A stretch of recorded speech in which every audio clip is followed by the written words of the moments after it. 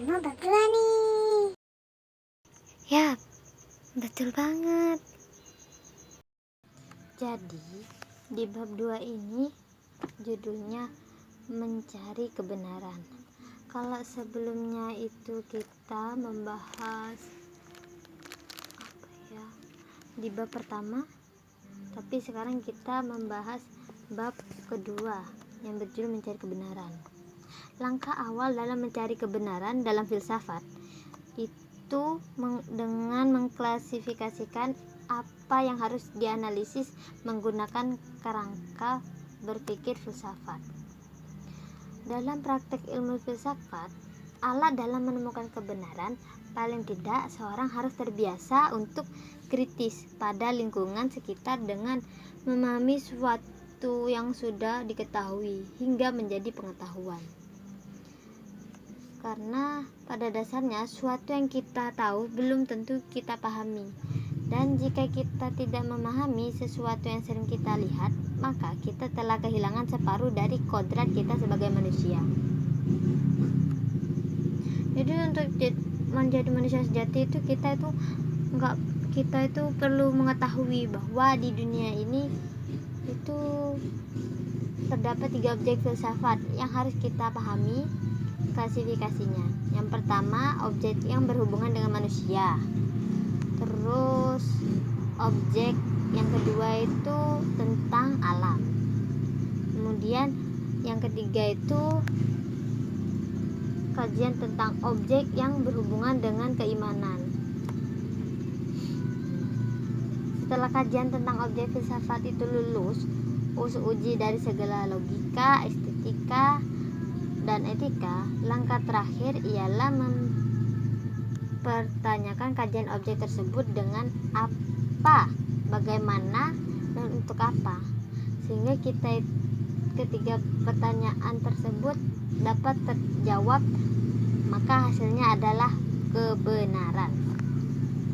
Yang pertama kita akan bahas objek filsafat.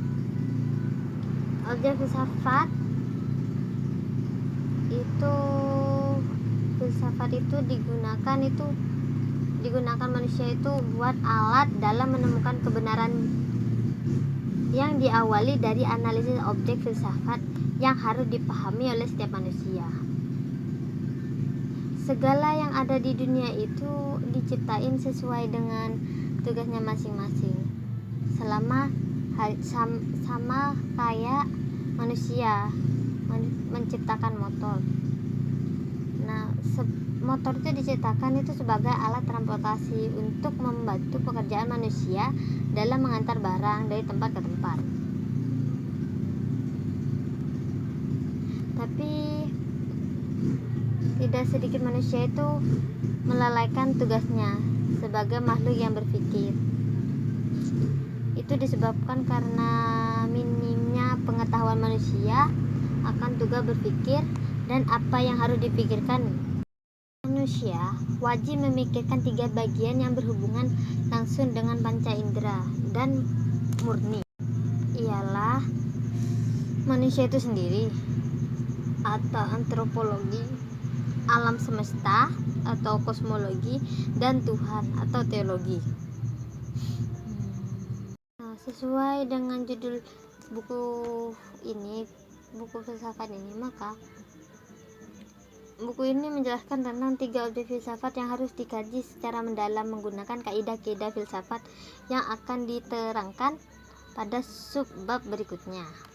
Objek filsafat itu harus dipahami oleh setiap manusia sesuai yang tercantum dalam Al-Quran, bahwa manusia itu dituntut untuk selalu berpikir dan membaca atas setiap yang ada atau sesuai dengan ayat pertama, kata pertama, dan wahyu pertama.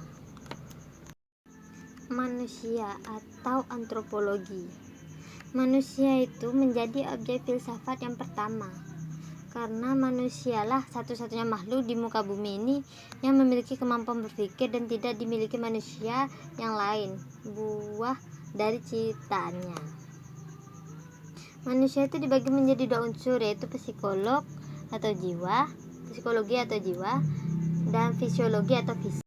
Konsep monisme dalam filsafat itu mengatakan bahwa jiwa dan raga adalah satu kesatuan. Ibarat gambarannya itu Garuda dalam uang logam pecahan 100 rupiah kan selalu bergandengan dengan gambaran kerapan sapi kapanpun dan dimanapun. Jadi begitu pula jiwa dan raga. Jiwa dan raga itu selalu bergandengan dan berada dalam satu ruang dan waktu yang sama. Jiwa dan raga dalam unsur yang berbeda dan esensi yang berbeda pula juga sering tampak jelas ketika keinginan manusia dan tingkah laku yang ditunjukkan mengalami kontradiksi. Hal itu tuh yang menyatakan kalau perilaku fisik itu berbeda arah dengan psikis yang ada dalam diri manusia. Manusia itu cenderung menyembunyikan sifat pribadinya ketika ia merasa bahwa ketika sifat pribadinya itu ditampilkan akan mengurangi penghargaan orang lain atau alam atau kosmologi. Alam itu juga termasuk objek filsafat karena segala sesuatu yang dapat dilihat dengan menggunakan panca indera. Objek filsafat alam itu bisa juga berarti benda mati. Semesta dan isinya dapat diartikan sebagai alam. Nah, terus segala bentuk dan jenis dari alam tersebut itu memiliki makna dan arti tersendiri bagi keseluruhan hidup manusia, karena pada dasarnya tidak pernah ada yang tercipta di muka bumi ini tanpa memiliki manfaat dan arti bagi kelangsungan. Kalau tadi itu ada objek manusia yang menghasilkan contoh yang menjadi ruang lingkup yang berbasis keilmuan. Contohnya itu antropologi, psikologi, biologi, sosiologi, komunikasi, dan lain sebagainya. Kalau kosmologi itu yang menghasilkan contoh yang juga sama menghasilkan contoh yang menjadi ruang lingkup dan berbasis keilmuan. Tapi contohnya itu kayak fisika, kimia, astronomi, geografi, meteorologi, geofisika, dan lain sebagainya. Kemudian teologi atau Tuhan. Pembahasan Tuhan dalam disiplin ilmu filsafat itu sebagai salah satu dari 3 objek filsafat kerapa yang menjadi persoalan dialektis yang berujung justifikasi kesatuan pada salah satu pihak. Ada sebuah kisah seorang siswa yang menggugat Artemis dan cara pandangnya akan Tuhan. Mula-mula itu diawali dari pertanyaan sang guru yang mengatakan bahwa jika Tuhan itu ada, maka dia adalah kejahatan. Secara logika, jika Tuhan menciptakan segala yang ada, maka ia juga menciptakan kejahatan yang artinya Tuhan adalah kejahatan itu sendiri. Siswanya jawab, "Permisi Pak, bolehkah saya bertanya?" Gurunya menjawab, "Silahkan." Dan siswanya bertanya, "Apakah dingin itu ada?" Gurunya menjawab bahwa pertanyaan macam ini tentu saja dingin itu ada. Kemudian siswanya berkata lagi, "Maaf sebelumnya Pak, sebenarnya dingin itu tidak ada. Menurut hukum fisika, apa yang kita anggap sebagai rasa dingin adalah karena ketidakadaan rasa hangat saja. Apa gelap itu ada?" Gurunya menjawab, "Tentu saja gelap itu ada." Siswanya menjawab, "Maaf Pak, Anda salah. Gelap itu juga tidak ada. Gelap terjadi hanya karena ketidakadaan cahaya. Begitupun Tuhan. Tuhan juga tidak pernah menciptakan kejahatan. Kejahatan hanyalah hasil dari perbuatan seorang yang tidak memiliki rasa cinta dan dari Tuhan." Pertanyaan-pertanyaan dari siswa itu menggugat ateis tersebut telah membuka mata dan nurani sang guru. Dan begitu juga hanya merekalah yang dapat memahami dan mengerti Tuhan yang dapat menjadi manusia sesungguhnya. Kemudian tujuan filsafat. Setelah kita memahami bahwa objek filsafat itu terdiri dari antropologi, kosmologi, dan teologi, ada cara uji paling sederhana dengan mengajukan pertanyaan dengan logika, estetika, dan etika. Uji logika itu berdasarkan salah benar. Kalau ujian estetika itu berdasarkan jelek indah. Kalau uji etika itu berdasarkan perilaku buruk. Bukan perilaku, kayak buruk baik intinya gitu ya. Yang pertama, logika. Memahami logika itu sebagai tujuan filsafat dapat diartikan dengan memberikan penilaian atau menguji objek filsafat baik antropologi, kosmologi maupun teologi dengan label salah atau benar. Contoh logika yang pertama itu kursi. Rata-rata itu ukuran tinggi kursi itu sekitar 43 sampai 45 cm. Nah, hal itu sudah pasti benar kan secara logika, dan itu akan salah ketika tinggi kursi itu mencapai 150 cm.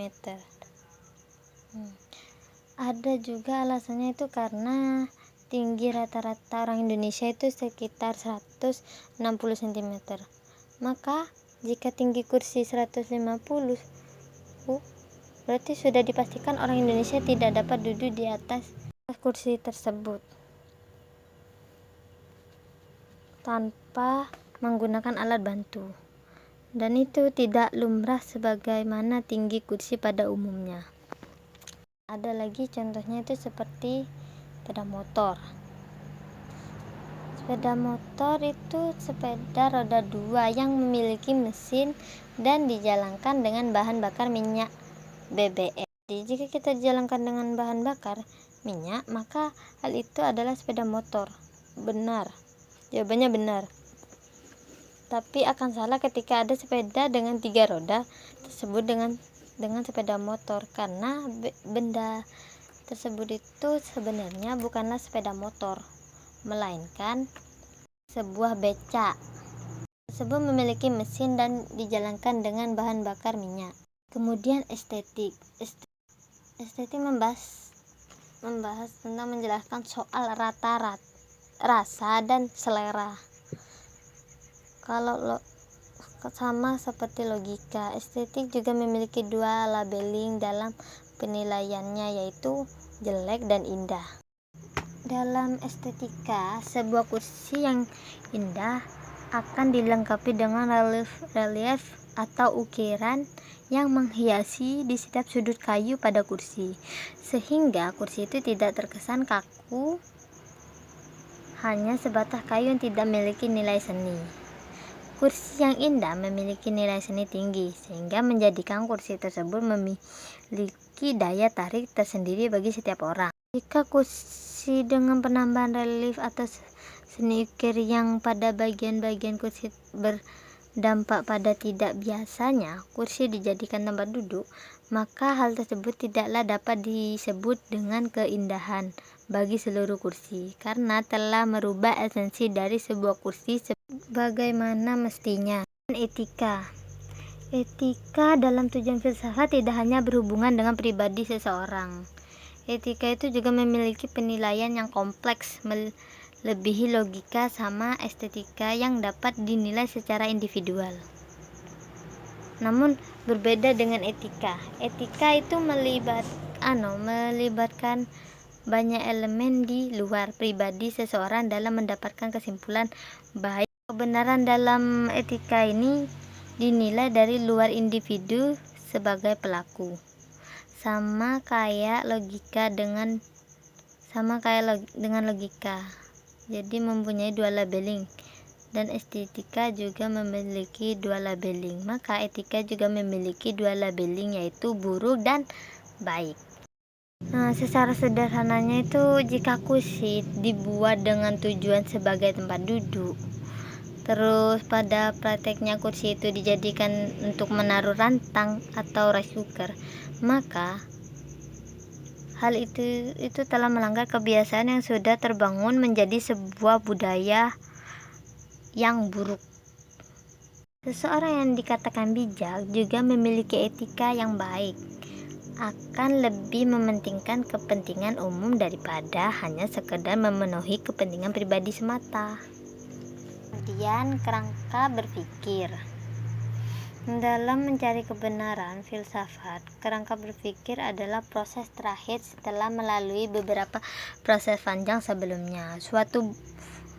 Suatu benda itu dalam objek filsafat baru akan masuk dalam proses kerangka berpikir setelah melalui 3 tahap tujuan filsafat, yaitu dalam logika, estetika, dan etika. Menganalisis manfaat pada suatu objek filsafat itu merupakan penentu bagi keputusan hingga tindakan manusia. Seorang yang terpelajar memiliki kecenderungan untuk selalu bertindak sesuai dengan prinsip-prinsip yang berlaku dan selalu memberikan manfaat pada halayak ramai. Maka dari itu seseorang yang memahami kerangka berpikir akan melalui dengan tutur kata hingga tindakan yang penuh pertimbangan dengan menggunakan hati dan nurani mereka sebagai manusia. Kerangka berpikir ini ada 3 tahapan, itu ontologi, epistemologi, dan aksiologi. Ontologi adalah proses paling awal dalam kerangka berpikir filsafat. Ontologi ini membahas sebuah entitas subjek filsafat sebatas pengetahuan atau nama dari sebuah subjek secara singkat dan sesederhana mungkin. Beberapa lembar kertas yang dijilid dan bersampul yang ditumpuk, maka dalam otak kita akan langsung dapat menyimpulkan bahwa itu sebuah buku. Ya, ontologinya adalah sebuah buku. Atau ketika di sore hari pada saat kita bangun tidur dan membuka jendela, terlihat pohon-pohon dan dedaunan basah karena air turun dari langit. Jadi kita sederhananya itu otak kita itu pasti mengatakan bahwa itu adalah hujan. Itu pun kehidupan seseorang yang dapat memahami ontologi pada suatu objek filsafat atau sebuah fenomena yang terjadi pada diri seseorang akan mudah dan sederhana jika memiliki mindset yang konkret dan akan rumit jika memiliki mindset yang abstrak. Karena itu pada dasarnya mindset yang dikendalikan oleh nurani tidak dikendalikan oleh akal yang sifatnya jual beli dan selalu ingin diuntungkan. Pembahasan epistemologi dalam kerangka berpikir filsafat. Pembahasan ini tuh sangat panjang dan kompleks. Kalau ontologi, pertanyaan dasarnya itu apa? Kalau dalam epistemologi ini yang menjadi pertanyaan dasarnya adalah bagaimana. Sehingga proses memperoleh pengetahuan untuk menghasilkan jawaban dari pertanyaan bagaimana adalah suatu yang sangat luas dan terperinci agar pertanyaan tersebut menjawab sepenuhnya. Kemudian itu aksiologi. Terakhir dalam mencapai kebenaran dalam filsafat yaitu tahap aksiologi, di mana jawaban yang akan memutuskan mata rantai cara manusia berpikir hingga menghasilkan output kebenaran dalam filsafat. Benar yang dimaksud adalah memberikan manfaat bagi manusia. Meskipun objek filsafat itu terdiri dari antropologi, kosmologi, dan teologi. Rasio itu sebuah konsepsi yang akan menghubungkan ketiga objek filsafat tersebut hingga memberikan kemaslahatan pada suatu objek sebagai subjek, yaitu manusia, yang merupakan ciptaan paling sempurna yang pernah ada di muka bumi. Kemudian itu kita akan membahas hakikat kebenaran. Kebenaran ini terdapat tiga kebenaran, yaitu kebenaran koherensi, kebenaran korespondensi, kebenaran pragmatisme. Kebenaran koherensi itu kebenaran sebuah kisah sederhana dengan konsepsi kebenaran yang berbeda. Konsepsi kebenaran dengan multi perspektif namun satu tujuan. Ini disebut dengan kebenaran koherensi. Memang kebenaran koherensi itu secara definisi terkesan sederhana, namun pada prakteknya kebenaran koherensi itu mengalami banyak kendala bagi seseorang yang memahami dengan kebenaran ini dengan setengah-setengah. Kemudian itu selanjutnya kebenaran korespondensi. Di kebenaran korespondensi ini yang dikembangkan oleh Bertrand Russell tahun 1872 sampai 1970, di mana suatu pertanyaan dikatakan benar jika pengetahuan dalam pernyataan tersebut itu berkorespondensi atau berhubungan dengan objek yang dituju oleh pertanyaan. Gunung tertinggi di Jawa adalah Gunung Mahameru dengan ketinggian 3.676 meter di atas permukaan laut atau MDPL. Jadi pertanyaan ini adalah sebuah kebenaran ketika merujuk pada sebuah gunung tertinggi di Jawa, tepatnya Jawa Timur. Kemudian kebenaran pragmatisme. Konsep kebenaran pragmatisme ini dicetus oleh Charles S. Price 1839 sampai 1914. Kalanya diterbitkan tahun 1878 yang berjudul How to Make Our Ideas Clear. Kebenaran pragmatisme diartikan sebagai kebenaran yang bersifat fungsional dalam kehidupan praktis. Suatu pernyataan dikatakan benar jika pernyataan tersebut itu memiliki konsekuensi dari pernyataan itu dan mempunyai kegunaan praktis dalam kehidupan manusia. Suatu yang dianggap valid atau suatu yang dianggap benar dalam pragmatik bila sesuatu tersebut tepat sasaran, misalnya gergaji digunakan untuk memotong kayu, sehingga akan salah atau tidak tepat sasaran jika gergaji itu digunakan untuk memotong kue, meskipun memiliki fungsi yang sama dan bisa digunakan untuk memotong kue. Namun alat potong tersebut kurang tepat jika objek potong adalah kue untuk sebuah gergaji.